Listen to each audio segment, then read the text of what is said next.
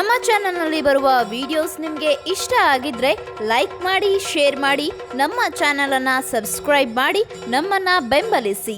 Yakshagana ಗೆಲ್ಗೆ.